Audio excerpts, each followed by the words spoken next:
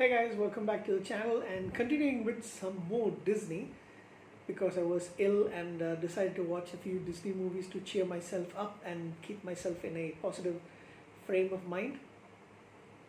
Is a movie which I have only watched for the second time and it's been ages since I've seen this movie. The movie came out in 1993, Homeward Bound, The Incredible Journey, and I think I must have watched it in the mid 90s, 95 maybe. uh, and this is only the second time that I watched this movie. It's a movie about two dogs and a cat that need to find their way back home, and what is more endearing than that? So this is one of those. Is it a Disney movie? Oh yeah, it is not. Oh, yeah, it is a Disney movie.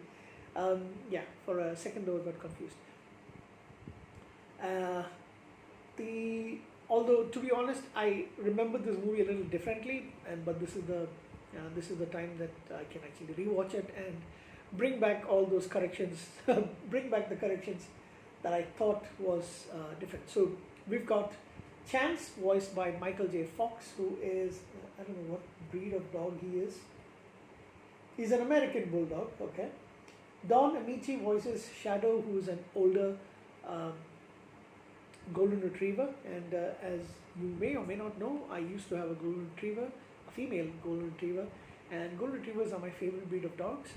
Um, they're the top of my level of, top dog breed for me. And to be honest, other than the only kind of breed for me that I love as much is probably the Labrador. Sally Field voices Sassy the cat, and the cat is basically very sassy.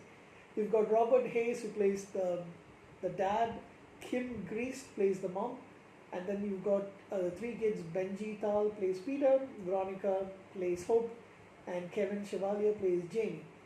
You've also got Jean Smart, who I wasn't really, I didn't realize was actually in this movie. But Jean Smart is an actress who I know mainly from Frasier. She had a recurring role for a few seasons. Yeah, that's about it. So basically, Chance is the spoiled kind of like rescue dog who's been taken in by, and he basically narrates the entire movie. He's been taken in by this family, and he belongs to the youngest son, youngest boy, and they've got the Himalayan cat Sassy, as well as the wise old golden retriever who belongs to Jamie, the oldest boy. Sassy is owned by the brothers, the middle child, the sister Hope, and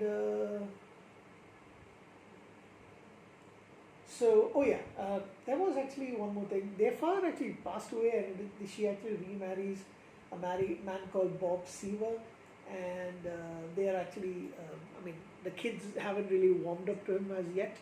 And of course, Chance ruins the wedding cake by jumping onto it and eating up a lot of it.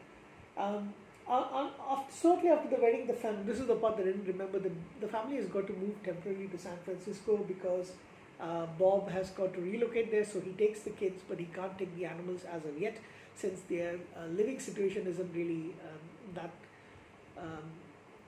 good for animals at the moment.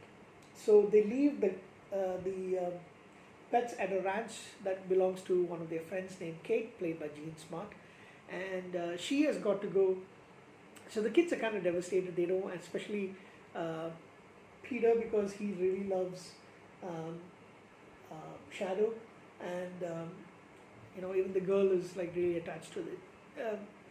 The boy is like pretty young, so he's adjusts much quickly. Jamie, he adjusts much quickly.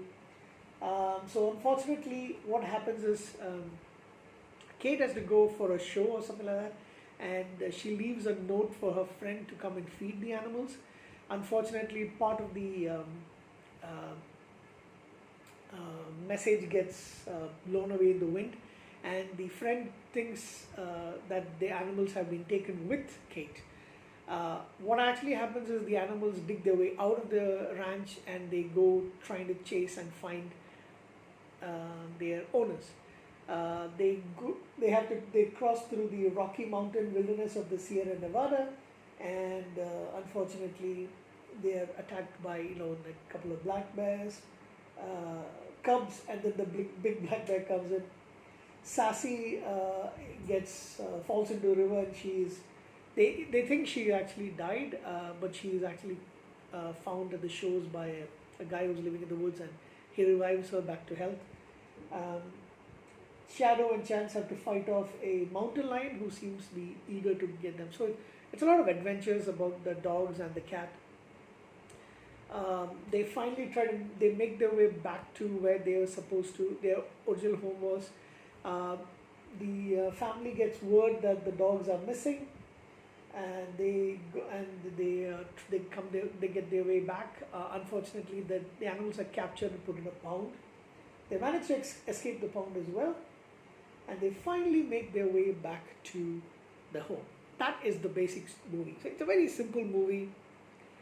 They're trying to make their way back to the kids that love them. And even though I was 19 when I actually got my dog, and 29, well, I was 18, sorry, and 29 when my dog passed away. Even after all these years, I miss my dog every single day. I mean, there isn't a single day that goes by without me imagining that my dog, my golden retriever, is still alive and with me. Sorry. And that's the way it's always going to be. I love that dog a lot. I'm pretty sure the dog loved me the most. And there's something about the magic of a dog and the love that it has for its owner. And I'm pretty sure cats always come in. Even though cats, people we joke that the cats don't actually really love us that much. But I've had a couple of really good cats as well. I've also had a dog that I raised for 1 year, was actually belonging to my sister. Poor dog. She was a mixed breed dog as well. And my sister and brother-in-law had taken bought this pup. I miss them. I miss them a lot. I will go to my grave, or rather I should say I will die missing these 4 animals that I've had in my life. The 2 cats that I've had, a brother and sister pair, and the 2 dogs that I've had, but especially my dog, my golden retriever. One reason is because she was my best friend, and also I've had her the longest. The dog I've only taken, the other dog, she was a black lab and Dalmatian mix. I've only taken care of her for a year, but I still have a lot of fond memories about her as well. And the 2 dogs, the 2 cats, so I miss them.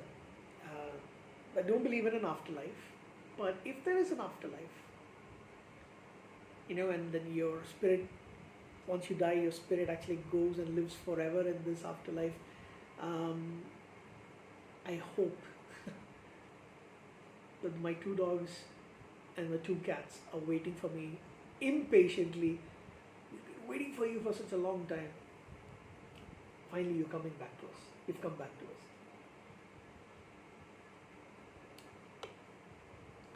I don't believe in heaven. I don't believe in hell, of course. I don't believe in afterlife, but this is something I really do wish. Not being a religious person, I really do wish that there is something like this, and I can get to see them, spend eternity with my pets, and of course my family. Of course, can't forget my family. But yeah. So anyway, this is a good movie to watch. Especially the reunion part at the end is very endearing. And of course, the fact is, Chance is initially very jealous, but towards the end, he understands the bond between a dog and its owner, and he really starts missing the young boy towards the end. And he looks at Shadow and realizes Shadow is very wise. The love that he has for Peter is very, very sincere and genuine, and he gets, he realizes that he misses Jamie, even though he's been with Jamie for very little time. And he realizes that he's actually now home, family, right? With a family that cares for him and loves him. And those things end happily ever after. Now, I think there is a sequel to this movie, if I'm not mistaken. Yeah, Homeward Bound 2, Lost in San Francisco. So I will try and watch that pretty soon as well.